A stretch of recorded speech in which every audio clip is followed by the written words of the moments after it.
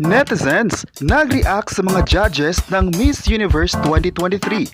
Dalawang judges, pinagtawanan nga ba si Michelle D?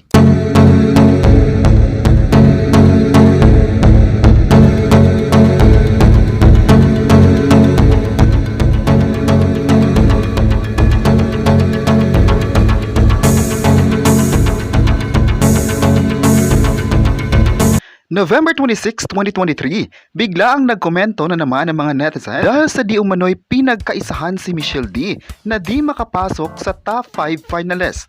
Ayon sa bagong balita ngayon, nagkaisa umano ang mga judges na hindi papasukin sa finalist si Michelle. Pinagtawanan nga raw ito ng dalawang judges pagkatapos ng event.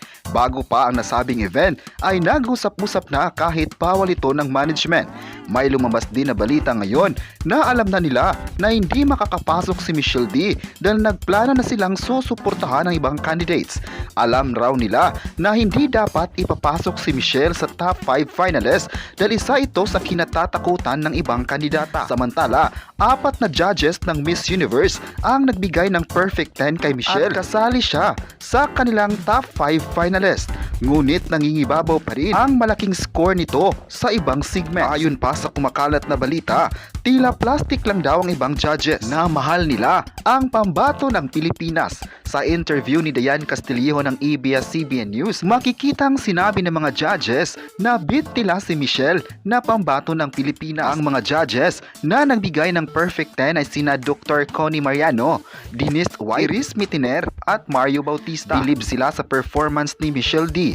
Malayo din daw ang galing ni Michelle D sa iba pang candidates. May netizen talaga sa ngayon ang nagsabing naisahan si Michelle dahil pilit itong hindi binigyan ng spot sa Miss Universe. Marami talaga ang nagalit at nagangad na sana sa isang kompetisyon maging patas at maging professional sa pagbibigay score nito sa mga candidates o delegates. Wala raw makukuha ang mga judges kahit iba ang beat nila na alam naman ng tao kung sino ang deserve sa competition.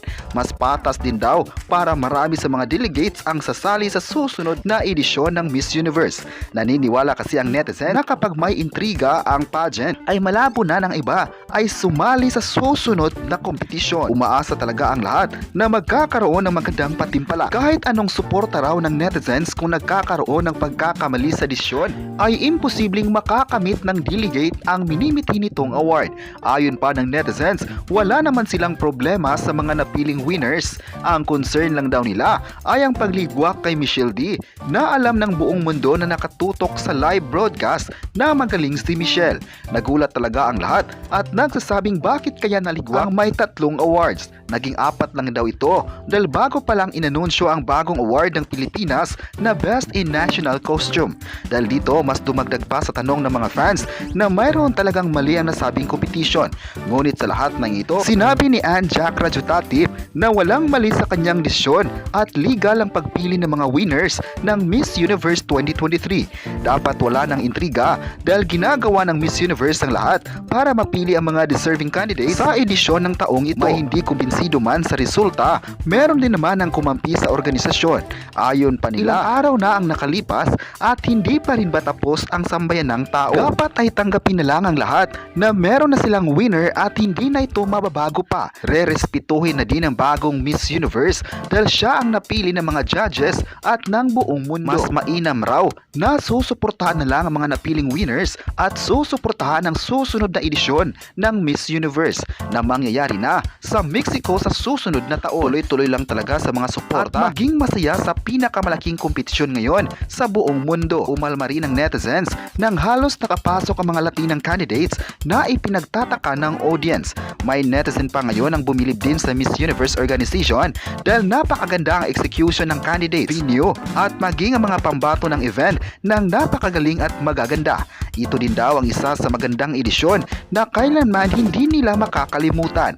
Ayon pa ng isang netizen, pinatuman ng masakit na salita ang Miss Universe ngunit naniniwala silang wala itong pagkakamali sa kompetisyon. Ganito daw ang pangyayari kapag hindi matanggap-tanggap ng mga fans ang pagkakatalo nito. Naniniwala din siya na walang pagkakamali si Ann Jack Rajutatip dahil ginawa lang ng judges ang tamang scoring nito.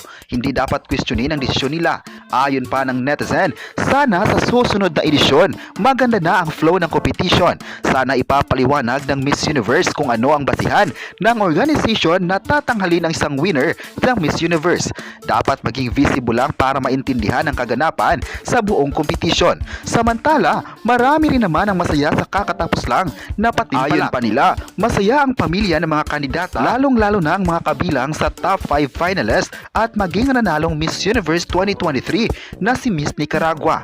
Marami ang nagsabi na talo man tayo sa kompetisyon, nanalo naman tayo sa pagmamahal ng Pinoy dahil sa walang sawang suporta ng Pinoy sa pageant.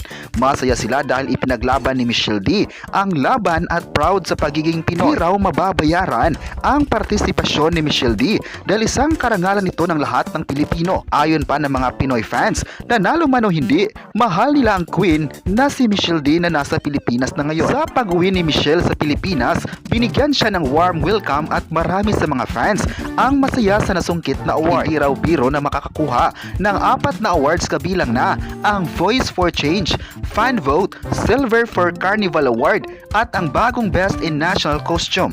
Hindi naman raw mahalaga ang pagtutunggali kundi ang award na naiuwi ni Michelle sa Pilipinas. Ang importante raw ay masaya ang sambayan ng Pilipino sa ngayon na nasungkit ng Pilipina Beauty Queen.